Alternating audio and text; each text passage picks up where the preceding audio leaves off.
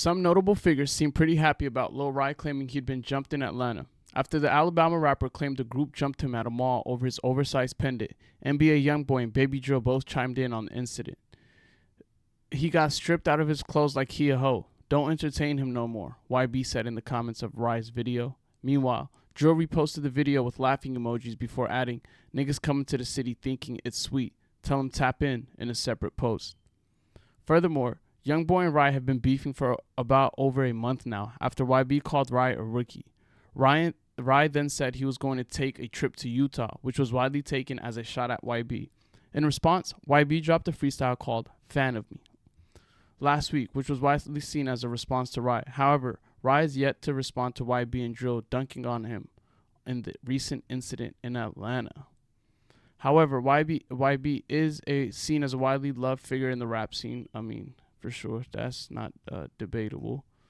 But one thing I can say about this Lil Rye artist, I can respect the fact that in one of his disses back to YoungBoy, he said that nigga rich as hell, I can't go rap for rack. So being that the whole rap industry and hip hop and streets and shit, like most niggas would rather, I'm rich, I got it, it's on me, I got that bag. So for him to even just acknowledge the fact that, like, yeah, you got more bands than me, we can't take it there in terms of, I can't go rack for rack, we can't play Big Bank take Big Bank, Lil Bank, right?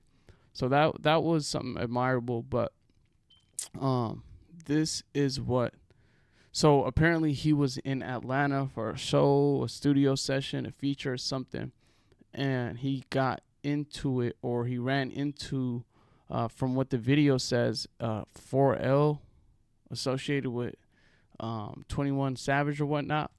And they took his chains, they took his gold, they took all that. As you just heard YB say, they took his stuff and left him, don't acknowledge him anymore.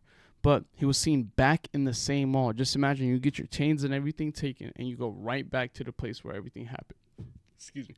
Where everything happened at. And this is what he had to say. 5L, 4LK, okay, Trey K, real gangster. He said 5L blank, 4L blank. So you just got into a little dispute that happened yesterday, right? In here. Like, you not feeling like you He's like, yeah, so you were here yesterday, right? want to move more smarter? Like, you not worried or nothing like that? You see me now? He just literally asked him, so you moved here yesterday, right? Like, literally, I mean, you were here yesterday. Shouldn't you be moving smarter? He clearly replied, hell no.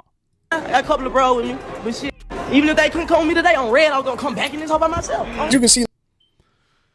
Hey, man, when you're young and that testosterone, I mean, he's a gangster. He's a street, you know. He lives by street rules, 1%er above the law. That's, you know, I can respect it. But at the same time, the logic behind it is crazy. If you're in a different state and maybe you don't necessarily, you're in someone else's backyard, so it's best for you to move cautiously. He said, literally, I got the couple bros with me, and if something happened, I'll be back tomorrow.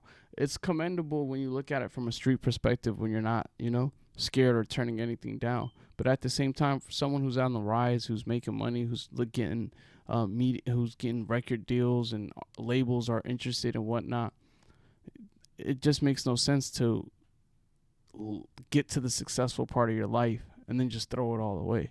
It's like, what did you work so hard for in the first place?